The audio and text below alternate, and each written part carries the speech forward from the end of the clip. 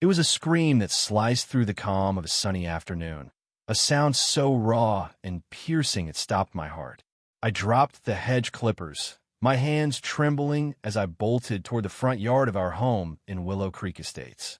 There, on the soft green grass, stood my 4-year-old daughter, Emma, barefoot and sobbing, her tiny chest heaving with fear. Across from her, clutching a handgun like it was a scepter of power, was Margaret, the HOA president who ruled our neighborhood with an iron grip. Her voice dripped with venom, ranting about community standards, while my little girl whimpered, too young to grasp why this woman was pointing a gun at her. I froze for a split second, my mind reeling. How had a quiet Saturday turned into this nightmare? The late afternoon sun cast eerie shadows across our tree-lined street, and all I could see was Emma's tear-streaked face and the glint of metal in Margaret's hand. My heart pounded as I rushed forward, every fiber of my being screaming to protect my daughter.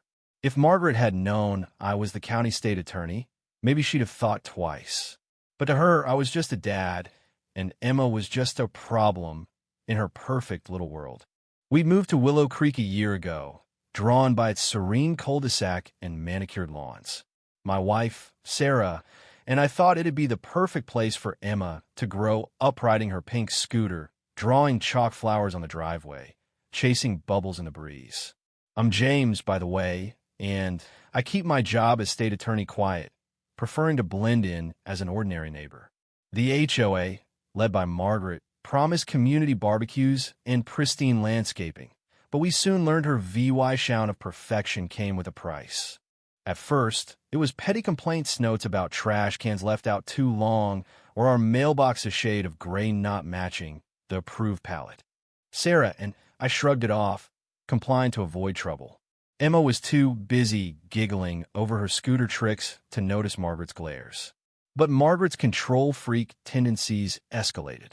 She'd snap photos of unapproved lawn gnomes, leave snarky flyers about VY Sewell clutter, and once left a sticky note on our garage demanding we scrub away Emma's chalk drawings of kittens and rainbows. Sarah thought it was ridiculous, but I urged her to let it slide.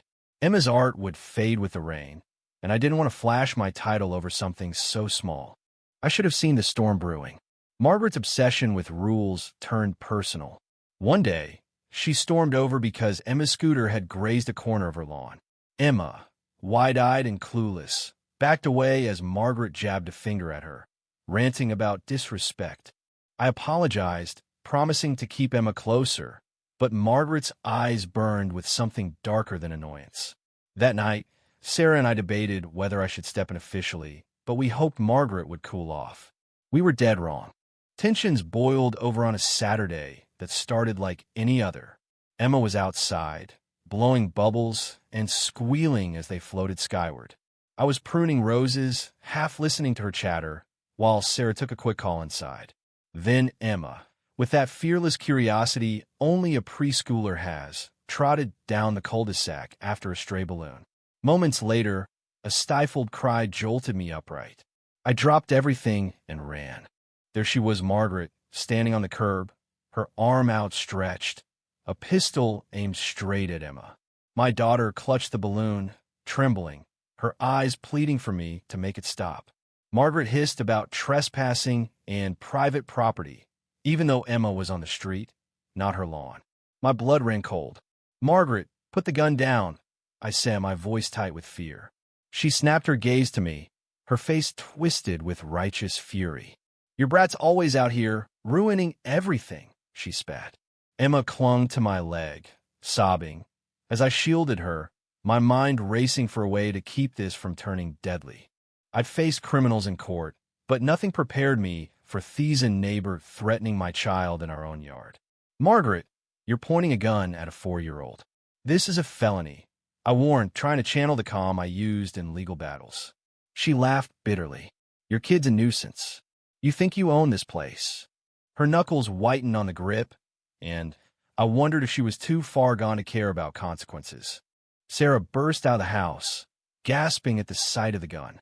"Put it down," she screamed, but I motioned for her to stay back. A neighbor peeked from behind a fence, phone in hand, and Margaret snarled at them to mind their own business. I prayed they were calling 911. The air was thick with tension, Emma's small body shaking against me. "Margaret, think this through," I said, lowering my voice. "Put the gun down and no one gets hurt." Her lips curled.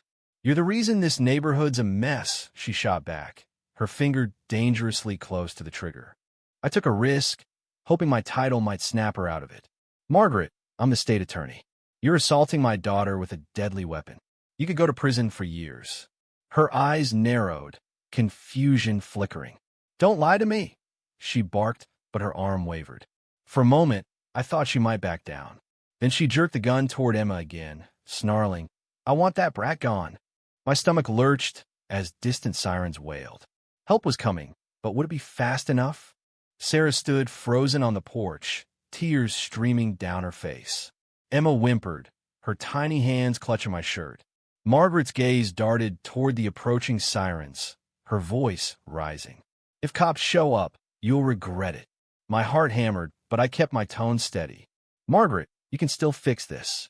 Put the gun away." She breathed heavily, her face red with rage.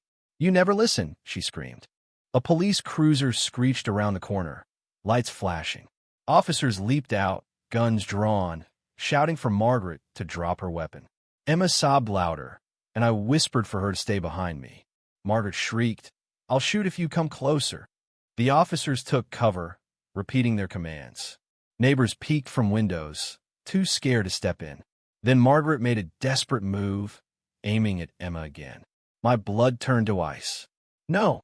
I roared, lunging forward and knocking her arm upward just as she fired. The gunshot cracked through the air, the bullet whizzing overhead.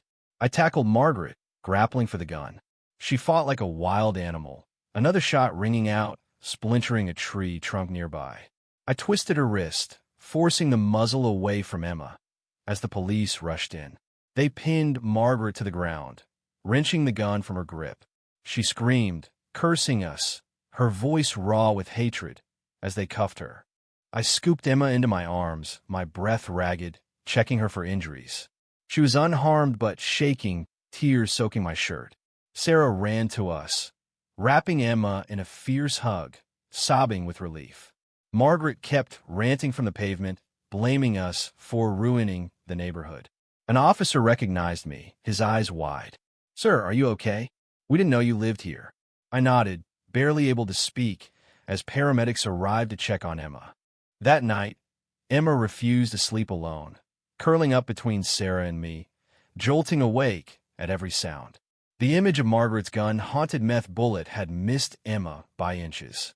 As state attorney, I'd seen violence, but never like this in my own front yard. The news exploded with the story of an HOA president threatening a child, but we shielded Emma from the media storm, telling her only that the mean lady was gone. Margaret faced charges of assault with a deadly weapon, attempted murder, and criminal threats. To avoid a conflict of interest, a neighboring county's DA took over. I handed over every piece of Dickham Margaret's letters, neighbor testimonies, the bullet in the tree. The new HOA president apologized, admitting Margaret had intimidated everyone for years. Emma's ordeal finally broke their silence, but it was cold comfort. Emma's nightmares lingered. She woke screaming about a bad lady with a gun, too scared to play outside. Therapy helped, but her spark dimmed, and it gutted me. Sarah and I blamed ourselves for not stopping Margaret sooner, though we couldn't have predicted her madness. At trial, Margaret claimed she only waved the gun in panic, but phone footage showed her aiming at Emma long before I intervened. The jury took one day to find her guilty on all counts. The judge's sentencing was scathing, locking her away for years. Margaret glared at me, still blaming us, but I felt nothing but relief. Life slowly healed. Neighbors rallied, hosting playdates and a street fair with chalk art and bubbles for Emma. She began to laugh again, her scooter zipping down the driveway, her chalk drawings blooming with color. The new HOA sent her a chalk set, a quiet apology for their inaction. Willow Creek transformed, no longer Margaret's fiefdom, but a real community. Emma made friends, her smile returning, though she still held my hand tightly, scanning for danger. Sometimes, I touched the scar on the tree where the bullet lodged, a reminder of how close we came to losing her. As state attorney, I've renewed my vow to protect the vulnerable, knowing now that I can hide behind a neighbor's smile. Emma's resilience, her giggles, her caterpillar discoveries keeps us going. We stayed in Willow Creek, letting her joy rewrite our story. But I wonder, could we have stopped Margaret sooner? Should I have used my title earlier? Or would that have escalated things? What would you have done, facing a gun-wielding neighbor? Should HOAs have more oversight to prevent power-hungry tyrants like Margaret? Drop your thoughts below. Hit that like button if this story gripped you. And subscribe for more real-life dramas that'll keep you on edge.